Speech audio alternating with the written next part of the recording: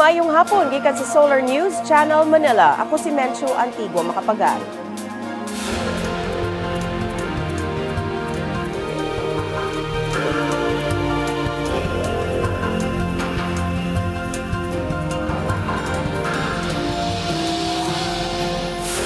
Ano ang mga balita alang sa Kabisayan ug Mindanao?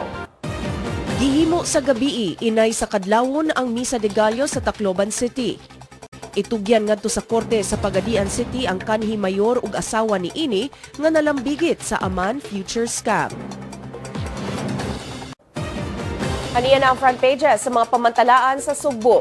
Sa Sunstar Cebu, dulan 800 ka pamilya ang apektado sa tulo ka sunog sa syudad sa Sugbo.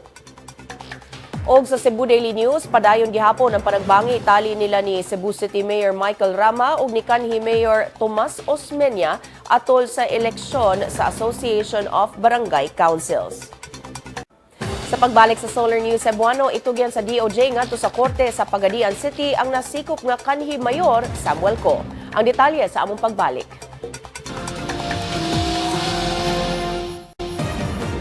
Atong sayro na front pages sa mga pamantalaan sa Mindanao. Sa Sunstar Davao, wala aprubahe sa Davao City Council ang katukuran sa duha ka bag-ong sementeryo sa syudad. Sa Bandera Mindanao, gisikop si Pagadian City Mayor Samuel Co ug ang iyang asawa sa Taguig City.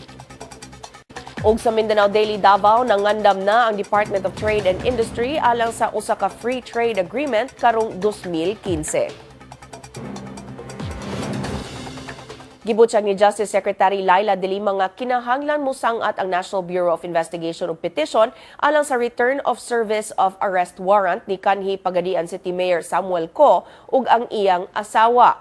Mato ni De Lima, kinahanglang sabhulaton sa NBI ang commitment order gikan sa korte sa dili pa ma-turn over ang magtiayong Co. Gisikop ang magtiayon sa Taguig City ni adtong Sabado human sa ilang giingong kalambigitan sa syndicated estafa case sa Aman Futures. Ana-ana ang magtiayong ko sa kustodiya sa NBI sa Manila.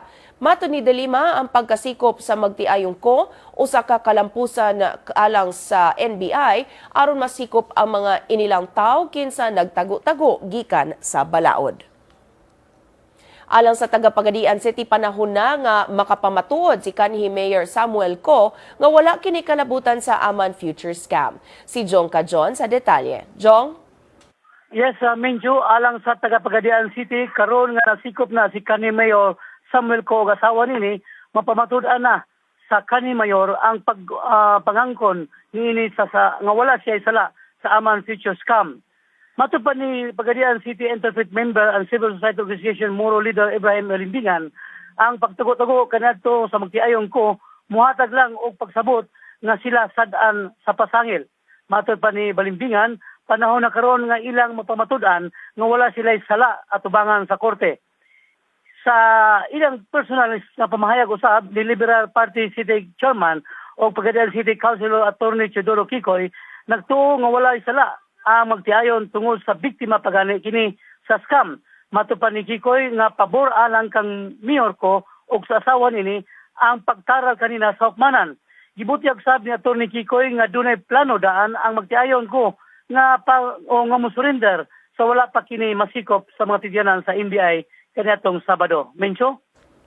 Daghang salamat, Jong Cajon, reporting gikan Zamboanga City. Gikukod na sa mga sundalo ubos sa 55th Infantry Battalion sa Philippine Army ang mga sakop sa New People's Army nga misulod sa police station sa Don Victoriano Chongbian, Misamis Oriental ni adtong Sabado.